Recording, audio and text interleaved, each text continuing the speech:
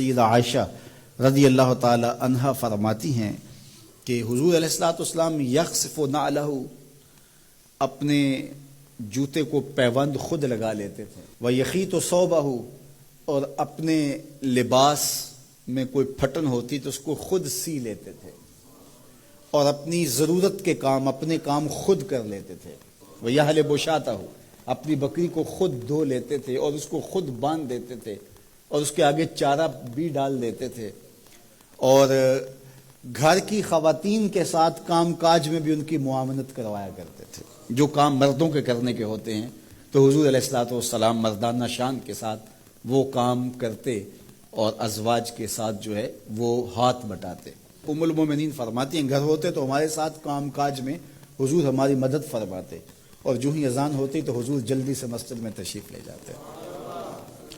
تو یہ میرے اور آپ کے آقا و مولا حضور ختم المرتبت صلی اللہ علیہ وآلہ وسلم کی زندگی، نجی زندگی دیکھیں، گھریلو زندگی دیکھیں، ازواج مطہرات کے ساتھ حضور کا سلوک دیکھیں، حضور کا رویہ دیکھیں۔ حضور کا جب وصال ہوا تو اس وقت حضور کے نکاح میں 9 ازواج تھی، 9 ازواج میں سے ایک کو بھی حضور پہ کوئی شکایت نہیں تھی۔ یہ بات کہہ دینا بڑا آسان ہے، لیکن عملاً بہت کم لوگوں کے ساتھ ایسا ہوتا ہے۔ لیکن حضور جب وصال کرتے ہیں تو 9 ازواج ہیں، ان میں سے ایک کو بھی حضور پر کوئی شکایت نہیں ہے۔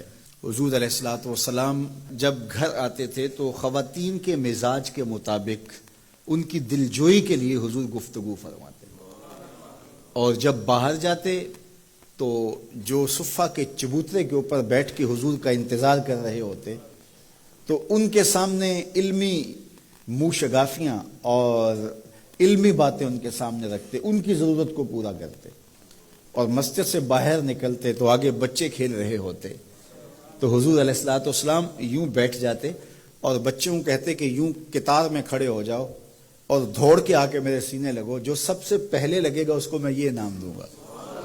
تو بچے دوڑ کے آ کے حضور سے لپٹتے، کوئی سینے سے لپٹ جاتا، کوئی کندھوں سے لپٹ جاتا، اور آقا کریم ان سے شفقت فرماتے۔ تو بچوں کے ساتھ حضور علیہ السلام کا رویہ یہ خوبصورت، بچوں کو سلام کرنے میں پہل کرتے۔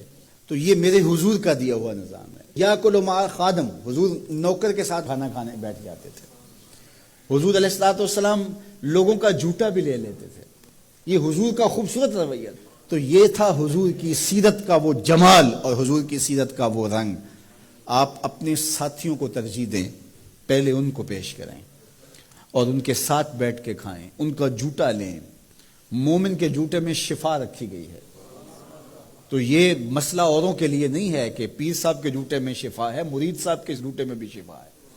جب مومن ہے، جب کلمہ حضور کا وہ بھی پڑھتا ہے تو اس کے جوتے میں بھی شفا ہے، چاہے وہ مزدور ہے، چاہے وہ غریب ہے، لیکن اس کے جوتے میں بھی شفا رکھی گئی ہے۔ تو جب سور المومن، مومن کے جوتے میں شفا ہے تو وہ مومن جہاں بھی ہوگا، جہاں بھی ایمان پایا جائے گا، اس کے جوتے کے اندر شفا ہوگی۔ تو حضور نے 71 آدمیوں کا جوتا لیا، کونین کا سردار ہو کے، اللہ اکبر، عرشوں کا راہی ہو کے، نبیوں کا سردار ہو کے، شہنشاہوں کا شہنشاہ ہو کے 71 آدمیوں کا جوتا لے رہے ہیں۔ تو یہ حضور کی سیرت کے رنگ ہیں۔ تو آقا کریم علیہ الصلوۃ والسلام کا بتایا ہوا طریقہ، حضور کا طرز زندگی ہم اختیار کریں۔ تو اپنے کام خود کرتے تھے، اور جب حضور کسی مجلس میں ہوتے تو مختلف لوگ مختلف کاموں میں ہوتے تو حضور الگ نہ بیٹھے رہتے، حضور بھی کسی کام میں شامل ہوتے۔ ایک سفر پہ جب پڑاؤ ہوا تو کوئی جانور ذبح کرنے لگا، اور کوئی چولہا سیدھا کرنے لگا، اور کوئی اور کام کرنے لگا، تو حضور بھی ایک سمت چل دیے۔ تو لوگوں نے کہا حضرت آپ کدھر جا رہے ہیں؟ فرمایا علیہ جمع الحطب، میں لکڑیاں اکٹھی کر کے لاتا ہوں۔ تو عرض کی حضور ہم کس لیے، ہم نوکر ہیں آپ کے۔ تو حضور نے فرمایا میں یہ پسند نہیں کرتا کہ لوگ کام کریں اور میں معتبر بن کے بیٹھا رہوں۔